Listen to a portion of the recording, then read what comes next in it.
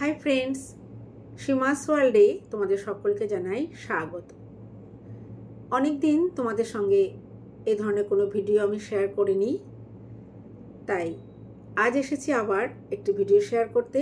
আশা করি এই ভিডিওটি তোমাদের খুবই উপকারে আসবে।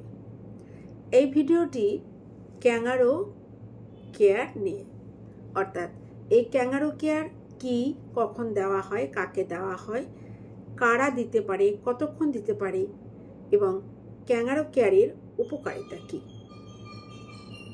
প্রথমেই বলি, এই ক্যাঙ্গারো কেয়ার কিন্তু ডেলিভারি রুম থেকেই শুরু হয়, অর্থাৎ বাচ্চা জন্মাবার সঙ্গে সঙ্গে কিন্তু এই ক্যাঙ্গারো কেয়ার আমরা দিয়ে থাকি। অর্থাৎ বাচ্চাকে জন্মাবার সঙ্গে সঙ্গে কোনো রকম ও নাড়ি না কেটেই প্রথম যে কাজটা আমরা করি সেটা হলো বাচ্চাকে তার মায়ের বুকের সঙ্গে ওই অবস্থাতেই আমরা প্লেস করে দিই। অর্থাৎ মায়ের খোলা বুকে কিন্তু বাচ্চাকে রাখতে হবে, যাতে বাচ্চা এবং মায়ের স্কিন টু স্কিন টাচ থাকে। বাচ্চার মুখটাকে অবশ্যই একদিকে কাত করে রাখতে হবে। আর যেটা করতে হবে, পরিষ্কার কাপড় দিয়ে বা চাদর দিয়ে বাচ্চা এবং মাকে জড়িয়ে দিতে হবে। অর্থাৎ ক্যাঙ্গারো কেয়ার কিন্তু শুরু হচ্ছে আমাদের ডেলিভারি রুম থেকে। এই ক্যাঙ্গারো কেয়ার কিন্তু ডেলিভারি রুমে সিক বাচ্চা, নর্মাল বাচ্চা, যাই ডেলিভারি হোক না কেন, প্রথম স্টেপটাই কিন্তু আমরা এটা করি।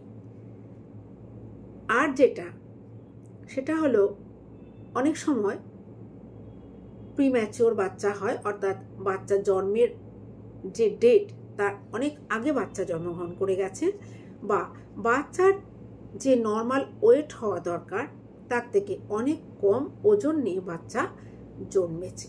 সেই সমস্ত বাচ্চারা কিন্তু খুব তাড়াতাড়ি ইনফেকশনের শিকার হয়ে পড়ে। সেজন্য এই বাচ্চাদের কিন্তু ভীষণ যত্নে রাখতে হয় এবং ডক্টরের অ্যাডভাইস অনুযায়ী সমস্ত চিকিৎসা, খাওয়া দাওয়া সব কিছু মেনটেন করতে হয়। সেই সঙ্গে যেটা করতে হবে সেটা হলো এই ক্যাঙ্গারো কেয়ার বাচ্চাকে দিতে হবে। বাচ্চা যতদিন হসপিটালে থাকে, সিক বেবি কেয়ারে থাকে, সেখানে তো এই ক্যাঙ্গারো কেয়ার দেওয়াই হয়, মাকে ডেকে এনে দেওয়া হয় টাইম টু টাইম। তাছাড়া বাচ্চা ছুটি হয়ে চলে যাওয়ার পরেও কিন্তু এই ক্যাঙ্গারো কেয়ার দিয়ে যেতে হবে। ক্যাঙ্গারো কেয়ার কারা দিতে পারে? ক্যাঙ্গারো কেয়ার দিতে পারে মা এবং বাবা, অর্থাৎ প্যারেন্টসই একমাত্র এই ক্যাঙ্গারো কেয়ার কিন্তু দিতে পারে। তার মধ্যে ফার্স্ট প্রায়োরিটি কিন্তু মায়ের। কিভাবে ক্যাঙ্গারো কেয়ার দেবে? ক্যাঙ্গারো কেয়ার দেওয়ার সময় মাকে অর্ধশায়িত অবস্থায় থাকতে হবে, বা বাবাকেও, এবং মাকে একটু ঢিলাঢালা পোশাক পরতে হবে।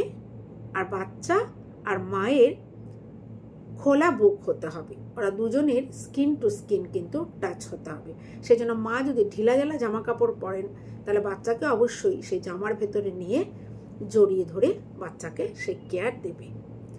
আর বাচ্চাকে ওই সময় মা একটি হাত দিয়ে বাচ্চার ঘাড়টা ধরে রাখবে, আরেকটি হাত দিয়ে বাচ্চার পেছনে সাপোর্ট দিয়ে রাখতে হবে, যাতে বাচ্চা সম্পূর্ণভাবে সিকিওর আছে এই ফিলিংসটা বাচ্চার মধ্যে হয়। বাচ্চার মুখটাকে অবশ্যই ডান দিক বা বাঁ দিকে কাত করে রাখতে হবে। আর বাচ্চা যদি এই সময় ব্রেস্ট ফিড করতে চায়, তাহলে ব্রেস্ট ফিডেও তাকে অ্যালাউ করা যাবে।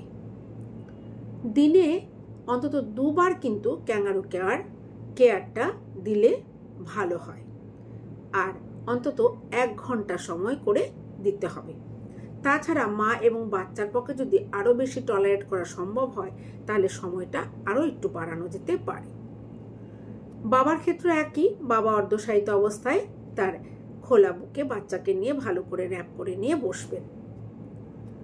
এই সময়টা যেটা করতে হবে, মা বা বাবা কাউকে কিন্তু কোনো রকম টিভি দেখা চলবে না, মোবাইল নিয়ে বসা চলবে না, আর কোনো রকম স্মোক করা চলবে না। এগুলো কিন্তু অবশ্যই মেনটেন করতে হবে, তা না হলে বাচ্চার তো ক্ষতি অবশ্যই।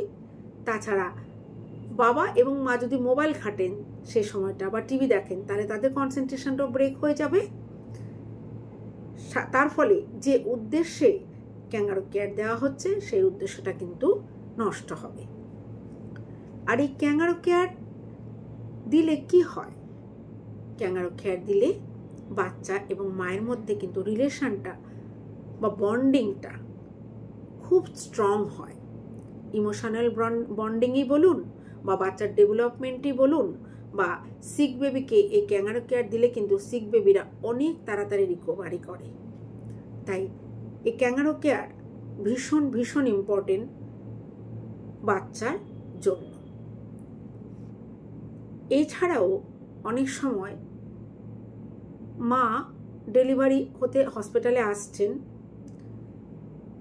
অনেকেরই দেখা যায় যে গাড়িতে বা অ্যাম্বুলেন্সে বাচ্চা ডেলিভারি হয়ে গেল। সেক্ষেত্রেও কিন্তু এই ক্যাঙ্গারু কেয়ার ভীষণ জরুরি।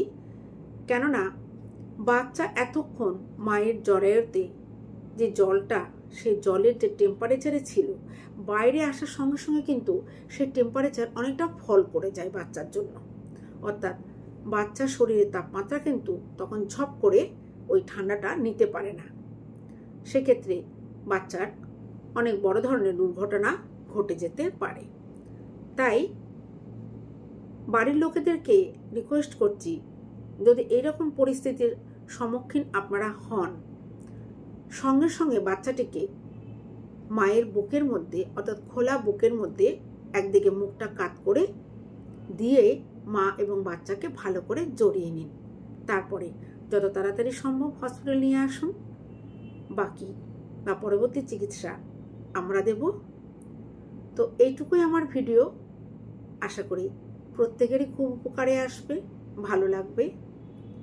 আর ভিডিও ভালো লাগলে প্লিজ প্লিজ লাইক দিও, শেয়ার করো, কমেন্টস করতে ভুলো না। আর আমার চ্যানেলটি সাবস্ক্রাইব করে আমাকে সাথে রেখো। অনেক অনেক ধন্যবাদ তোমাদের আমার ভিডিওটি দেখার জন্য।